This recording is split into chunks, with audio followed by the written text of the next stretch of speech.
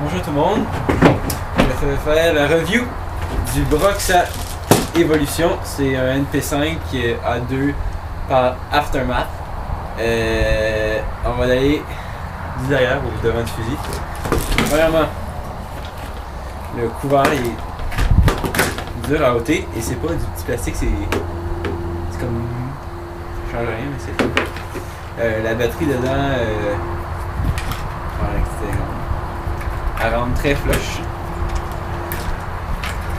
C'est une batterie 7,2 volts.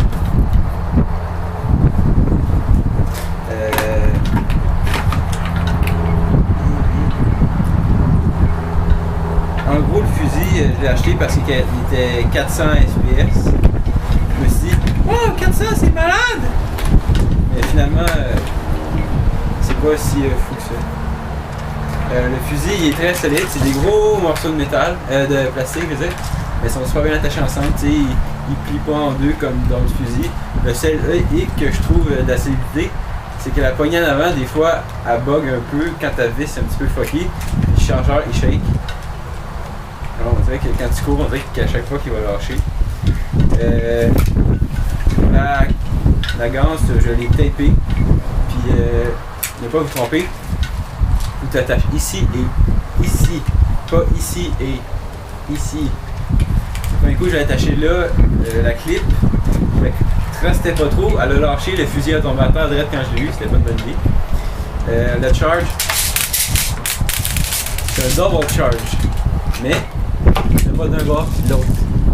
C'est un high cap, ça contient 560 balles, que tu rouvres le petit truc ici, tu mets toutes les balles, ça rentre dedans.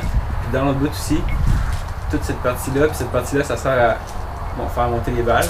Le crinqueux, il est de côté. Il n'est pas droit, ni de l'envers. Avant ce fusil-là, je l'ai acheté clear. Je l'ai peinturé noir.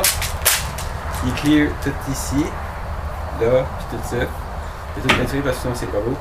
Le hop-up, il est situé juste ici. Vas-y, ça me regarde. On peut le bouger d'en arrière à en avant.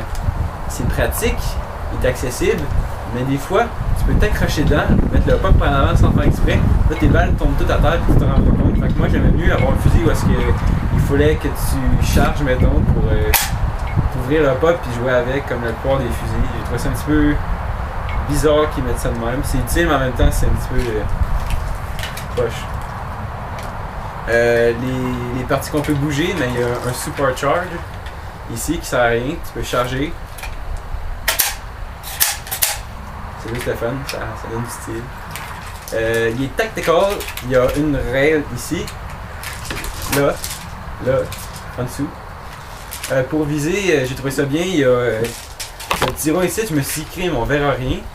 Mais je sais pas si on voit.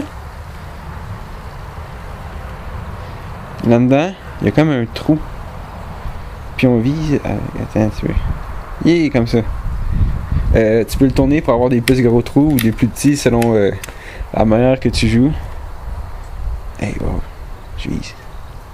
Donc, en gros, c'est un fusil solide, puissant, mais je trouve que c'est poche qu'il soit mal arrangé de même. C'est pas solide, le hop-up ça me gosse vraiment, je m'accroche dedans. La ganse a lâché, je la trosse plus, il me semble que ça a l'air pas solide. J'ai un petit peu regretté mon achat, mais quand on s'habitue, c'est bien. Je note 7,3 périodiques sur 5. Sur 10, excusez. La flashlight vient pas avec. La flashlight n'est pas avec. Le tank gris non plus, sauf qu'il est rose.